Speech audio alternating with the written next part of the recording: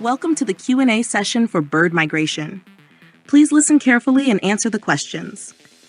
Are you ready? Let's go. Migration is the regular movement of animals between their breeding grounds and the areas that they inhabit during the rest of the year. What is migration?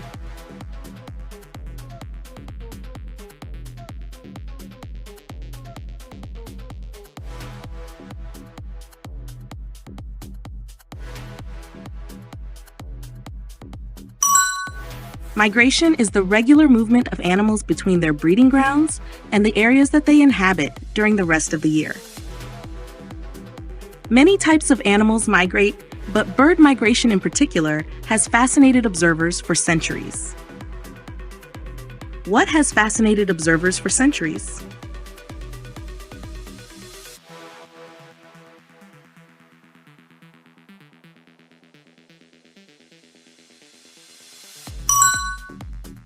Bird migration in particular has fascinated observers for centuries. Migration is an excellent example of how nature has responded to the biological imperative for species to evolve and spread out into all possible ecological niches that can provide the conditions necessary for species to breed and raise young. What is migration an excellent example of?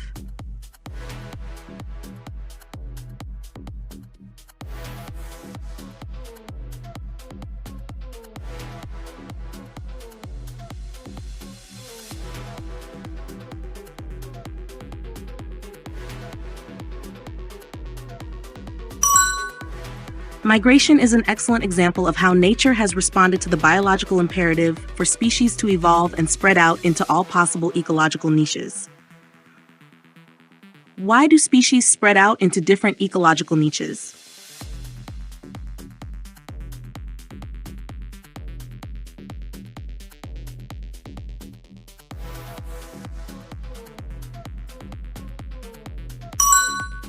Species spread out into different ecological niches to find the conditions necessary to breed and raise young. The most common form of bird migration involves traveling to higher latitudes to breed during the warm season and then returning to lower latitudes during the non-breeding period. What does the most common form of bird migration involve?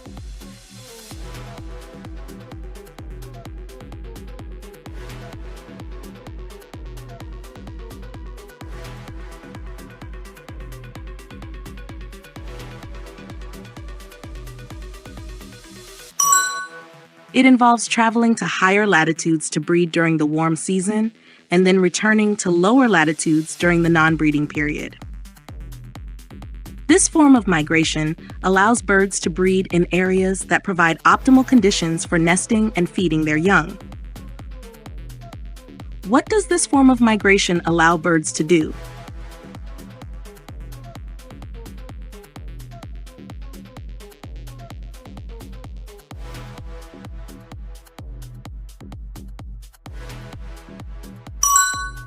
It allows birds to breed in areas that provide optimal conditions for nesting and feeding their young. Because of the way in which the continents are situated upon Earth, migration of this type takes place primarily into the higher latitudes of the Northern Hemisphere. Where does this type of migration primarily take place?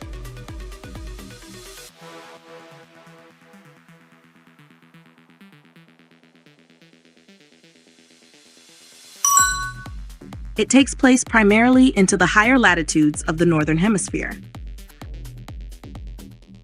Why does this type of migration take place primarily into the higher latitudes of the Northern Hemisphere?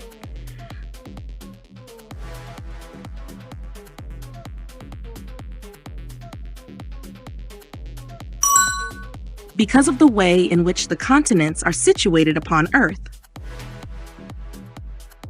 No land birds are known to migrate into the higher latitudes of the Southern Hemisphere. Only species of seabirds migrate to the Southern Hemisphere to breed. Where are no land birds known to migrate?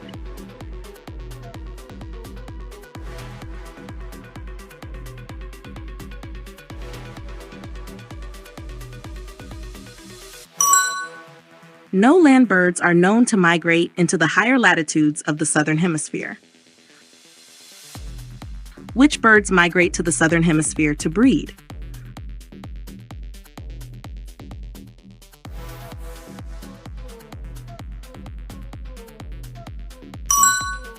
Only species of seabirds migrate to the southern hemisphere to breed.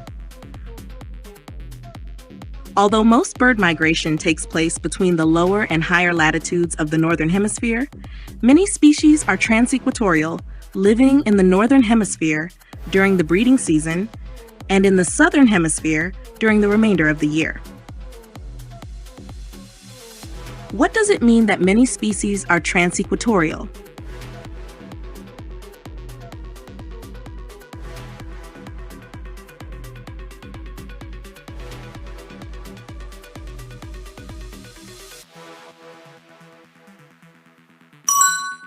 It means they live in the northern hemisphere during the breeding season and in the southern hemisphere during the remainder of the year.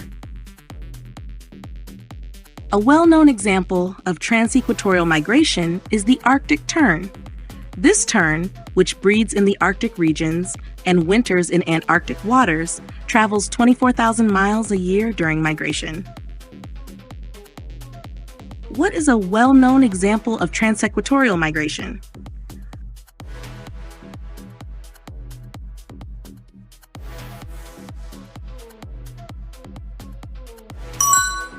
A well-known example of transequatorial migration is the Arctic tern. Where does this tern breed in winter?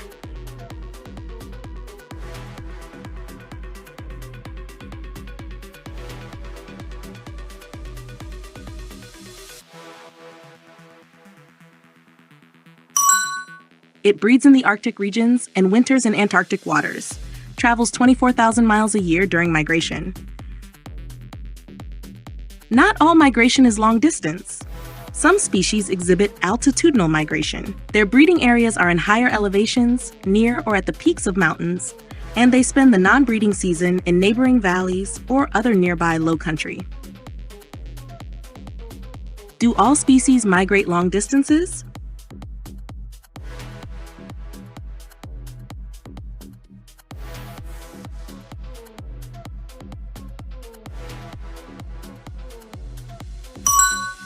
No, not all migration is long distance. Some species exhibit altitudinal migration. Where are their breeding areas located?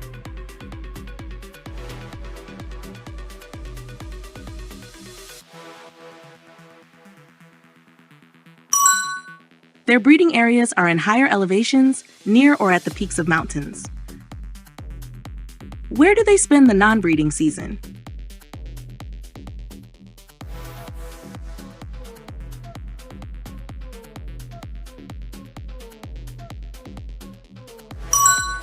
They spend the non-breeding season in neighboring valleys or other nearby low country.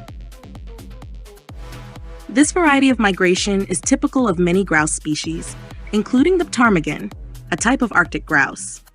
Many rock ptarmigan never leave the high Arctic tundra, spending their breeding season atop windswept Arctic peaks and the winter season in nearby valleys, enduring some of the coldest conditions on Earth. What is this variety of migration typical of?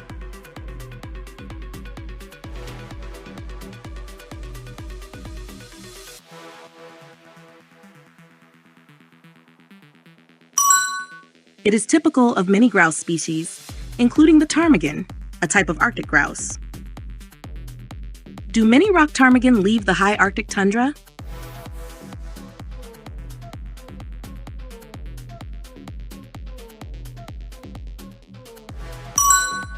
No, many rock ptarmigan never leave the high Arctic tundra.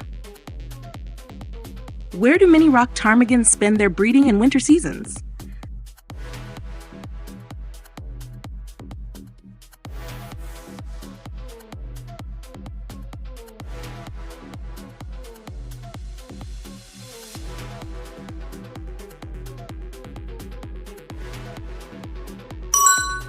They spend their breeding season atop windswept Arctic peaks and the winter season in nearby valleys, enduring some of the coldest conditions on Earth. During migration, most birds fly for a limited period each day, probably about 6 to 8 hours, typically flying distances of several hundred miles. How long do most birds fly each day during migration?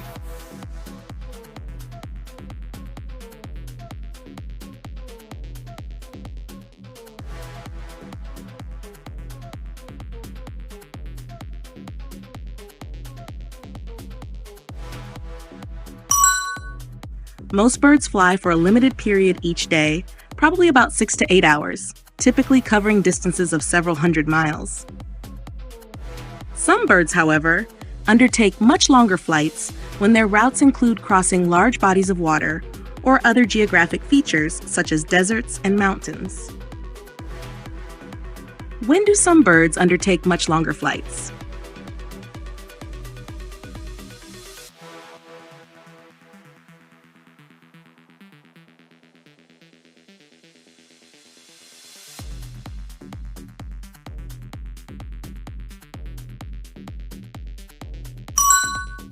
They undertake much longer flights when their routes include crossing large bodies of water or other geographic features such as deserts and mountains.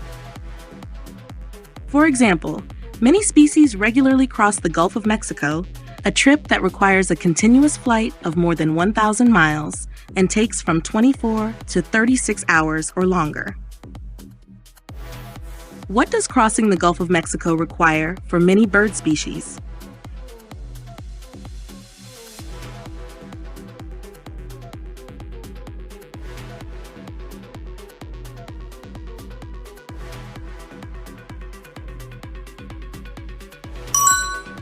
It requires a continuous flight of more than 1,000 miles and takes from 24 to 36 hours or longer.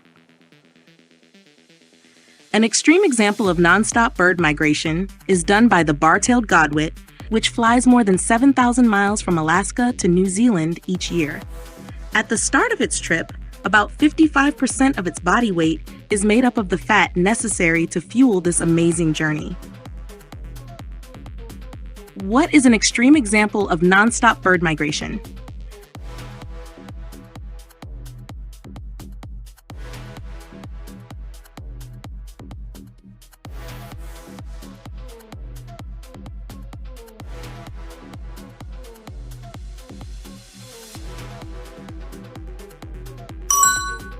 An extreme example of nonstop bird migration is done by the bar-tailed godwit, which flies more than 7,000 miles from Alaska to New Zealand each year. What makes up about 55% of its body weight at the start of its trip?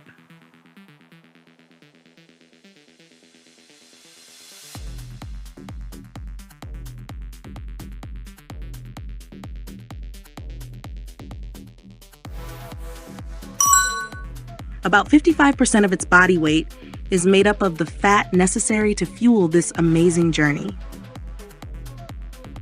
How birds manage to unerringly travel between distant locations is one aspect that has fascinated observers for centuries. Modern-day researchers have attempted to understand this feat.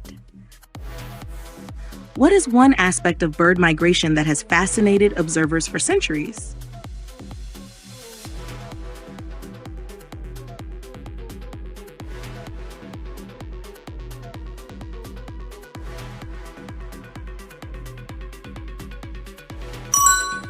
How birds manage to unerringly travel between distant locations has fascinated observers for centuries.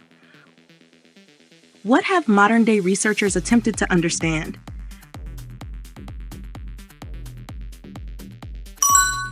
They have attempted to understand this feat. Most studies have found that migratory birds all have some ability to navigate and an innate drive to travel in a particular direction. What have most studies found about migratory birds?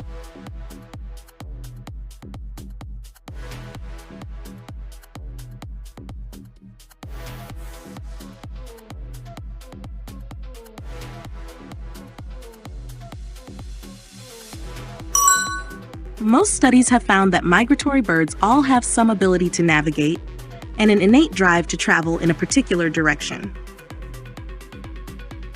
Nocturnal migrants, those species that travel at night, seem to take their navigational cues from the stars. When the stars are obscured by clouds, nocturnal migrants may become confused and return to land or stray off course. From what do nocturnal migrants seem to take their navigational cues?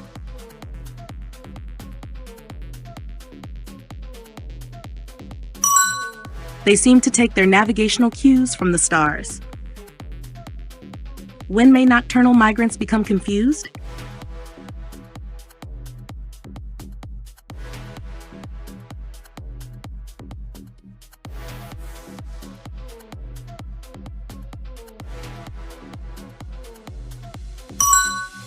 When the stars are obscured by clouds, nocturnal migrants may become confused and return to land or stray off course. Diurnal migrants, those migrating during the day, take their cues from the location of the sun. In addition, diurnal migrants have also been shown to use geographic features such as mountain ranges or seacoasts as other cues for navigation. From what do diurnal migrants take their cues?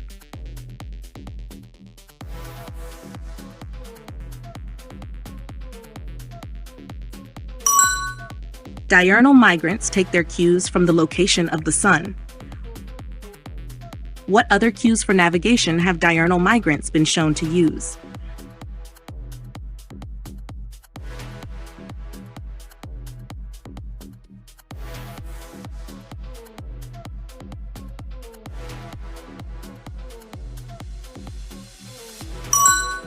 They have been shown to use geographic features such as mountain ranges or seacoasts as other cues for navigation.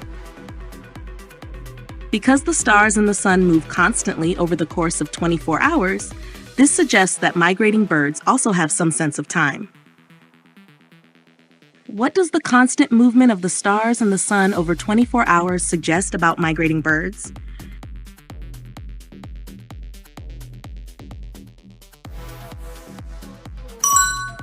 It suggests that migrating birds also have some sense of time. Wow, well done. Congratulations, you made it. Keep practicing this lesson every single day until you completely master it. Don't ever forget, no pain, no gain.